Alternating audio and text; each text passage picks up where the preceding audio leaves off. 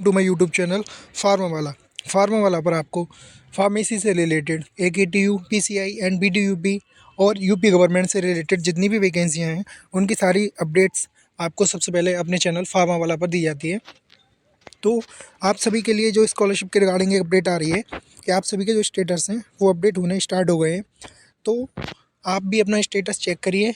Status कैसे check करते हैं वो मैं आपको अभी बताता हूँ। आप अपने फ़ोन से भी अपना स्टेटस चेक कर सकते हैं, ज़रूरी नहीं है आपके पास PC या लैपटॉप हो, आप अपने फ़ोन से भी चेक कर सकते हैं और अपना स्टेटस चेक करिए कि आपका स्टेटस क्या शो कर रहा है। देन उसके अकॉर्डिंग मैं आपको बताऊँगा आपकी स्कॉलरशिप कब आती है। सबसे पहले आपको अपने गूगल क्रोम पर जाना है। जैसे ही आप क्रोम पर जाते हैं तो आपको अपनी सर्च करना है, सर्च बार में यूपी स्कॉलरशिप जैसे ही आप सर्च करते हैं आपके सामने इस तरीके का एक साइट आती है। आप उस पर फर्स्ट लिंक पर क्लिक करेंगे तो आपके सामने इस तरीके का इंटरफेस ओपन हो जाता है, जिसमें आपको ये इस तरीके का फ्रंट पेज आपको शो होगा, देखने को मिलेगा। और इसमें जो सबसे होम और सेकंड जो आइकन है आपका स्टूडेंट वाला, जैसे ही ये आइकन आपका आता है आप इस पर क्लिक करिए। आप इस आइकन पर जैसे ही क्लिक करते हैं आपके सामने एक न्यू इंटरफेस ओपन हो जाता है, जो कि मैं अभी आपको इस तरीके का आपके सामने एक इंटरफेस ओपन हो जाएगा, जिसमें आपको अगर आपका न्यू रजिस्ट्रेशन करना है आपको तो आप न्यू रजिस्ट्रेशन पर क्लिक करके कर सकते हैं। अगर आपको नहीं करना है तो आप अगर फ्रेशर हैं, यानी आपने मतलब आप फ्रेशर अप्लाई कर रहे हैं, पहली बार अप्लाई कर रहे हैं तो आपको लॉगिन फ्रेश पर करना है। अगर आप रिन्यूअल कर रहे हैं तो आपको लॉगिन रिन्यूअल पर अप्लाई करना है। जैसे ही आप इस लॉगिन रिन्यूअल या फ्रेश पर करते हैं तो आपके सामने एक और इंटरफेस ओपन होता है, वो मैं आपको दिखा देता हूँ। वो आपका इंटरफेस इस तरीके का ओपन होता है आपके सामने। ये जो जैसे हम लॉगिन फ्रेश पर क्लिक करते हैं तो लॉगिन फ्रेश पर आपको pre matric student, post matric students और post matric other inter student, post matric other state student, ठीक है ना। अगर आप फ्रेशर हैं, अगर आप 10th और 12th में हैं तो आप पोस्ट मैट्रिक और प्री मैट्रिक कर सकते हैं। अगर आप इंटर से अपर लेवल यानी आप ग्रेजुएशन कर रहे हैं तो आपको post matric other than inter students पर क्लिक करना है। और अगर आप अदर स्टेट से बिलोंग करते हैं तो आपको अदर स्टेट पर करना है, ठीक है ना। अब जैसे ही आप post matric other than intermediate पर क्लिक करते हैं तो आपके सामने एक और इस तरीके का इंटरफेस ओपन हो जाता है, ठीक है ना।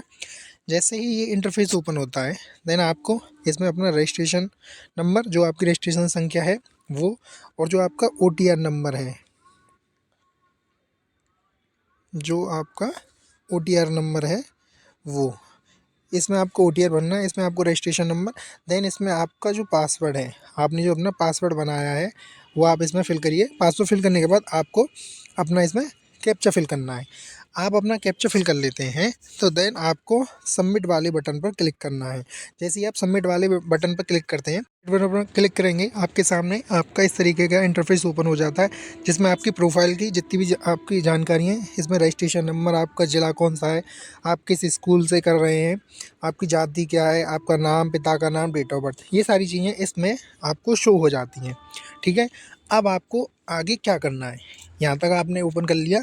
अब आपको जो आपका स्टेटस है वो किस तरीके से देखना है, तो आपके सामने जब आप अपना पोर्टल खोलते हैं तो ये यहाँ पर 3 डॉट आते हैं, ठीक है ना। इसे आप ध्यान से देखिए, देन आप अपना फॉर्म को ओपन कर सकते हैं। यहाँ पर 3 डॉट पर जैसे ही आप क्लिक करते हैं, ठीक है ना, आपके सामने इस तरीके का ऑप्शन आ जाता है, जिसमें आपको रजिस्ट्रेशन स्लिप प्रिंट करें, डिजी लॉकर, ये सारी जितनी भी ब्लू टिक ग्रीन टिक हो रहे हैं वो आपका फॉर्म सबमिट हो चुका है। देन आपको जो अपना स्टेटस देखना है, इसके नीचे आपका आता है चेक करंट स्टेटस, ठीक है ना। जैसे ही चेक करंट स्टेटस आपका यहाँ लिखा था आप इस पर क्लिक करिए। जैसे ही आप इस पर क्लिक करते हैं तो आपके सामने आपका जो स्टेटस है वो ओपन हो जाता है इस तरीके से। ये एक मैं DLR स्टूडेंट्स का देख रहा हूँ। इसमें मैं आपको बता दूँ, इन्होंने अपना फाइनल प्रिंट दिया था वो 30/12/2025 में दिया था। जो इन्होंने अपना प्रिंट दिया था वो 30/12/2025 में दिया था। और इनकी जो कैटेगरी है वो जनरल है, इनका नाम वगैरह वो सारी चीज़ें। अब एक बहुत सारे इसमें स्टूडेंट्स को ये दिक्कत आ रही थी कि जो आपकी क्लेम फ़ीस है वो क्या है, और जो हमने क्लेम फ़ीस भरी है क्या उसके अकॉर्डिंग ही हमारी स्कॉलरशिप आएगी या उससे कम आएगी या उससे ज़्यादा आएगी। ये बहुत से कमेंट्स मेरे पास आ रहे थे, तो मैं आपको क्लियर कर दूँ।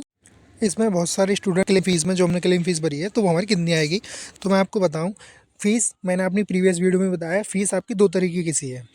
एक जो यूनिवर्सिटी की फ़ीस है और एक जो आप जिस कॉलेज से अपना कोर्स कर रहे हैं, उस कॉलेज में आपने कितनी फ़ीस दी है। तो मैं आपको बिल्कुल क्लियर कर दूँ, आपको इसमें अपने जिस कॉलेज में फॉर्म है वही फ़ीस भरनी है जो आपकी यूनिवर्सिटी के नॉर्म्स में है। यानी आपकी यूनिवर्सिटी की अगर फ़ीस 30,000 रुपये है, तो आपको सिर्फ 30,000 भरनी है। अगर आप कॉलेज में 60,000 दे रहे हैं या 70,000 रुपये दे रहे हैं, कितने भी दे रहे हैं, उससे हमें कोई मतलब नहीं है। आपको सिर्फ अपनी जो आप फ़ीस यूनिवर्सिटी की है वही नॉर्म्स के अनुसार आपको फ़िल करनी है। तो इनकी जो मतलब डीएलएड की जो फ़ीस है वो 41,000 रुपये है। जो इनकी कॉलेज फ़ीस चाहे ये कितने में भी कर रहे हैं, इससे कोई वो नहीं है। जो इनकी यूनिवर्सिटी फ़ीस है वो 41,000 है। इन्होंने 41,000 ही करी है।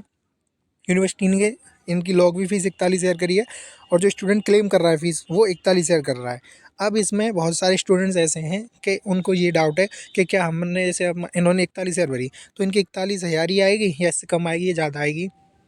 तो ये डिपेंड करता है DWO पे, यानी डिस्ट्रिक्ट वेलफेयर ऑफिसर जो होता है समाज कल्याण विभाग।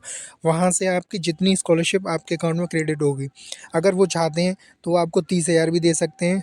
अगर वो चाहते हैं कि हमें इन्हें 42,000 देने हैं, 43,000 देने हैं, 1,000 2,000 रुपये एक्स्ट्रा आते हैं बस, और कुछ ज़्यादा नहीं आता है इसमें। मैं आपको क्लियर बता दूँ, आपकी फ़ीस जो स्कॉलरशिप है वो कम हो सकती है लेकिन ज़्यादा बहुत कम आती है ना।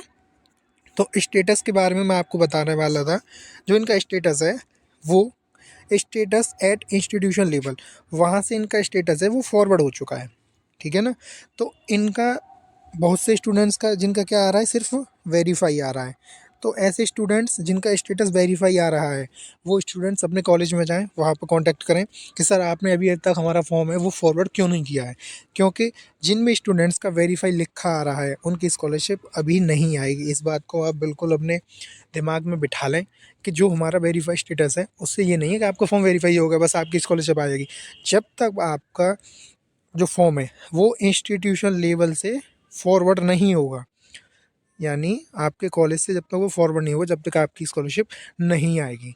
और बच्चों के जो स्टेटस हैं वो अपडेट होने लगे हैं, आप अपना स्टेटस चेक करते रहिए।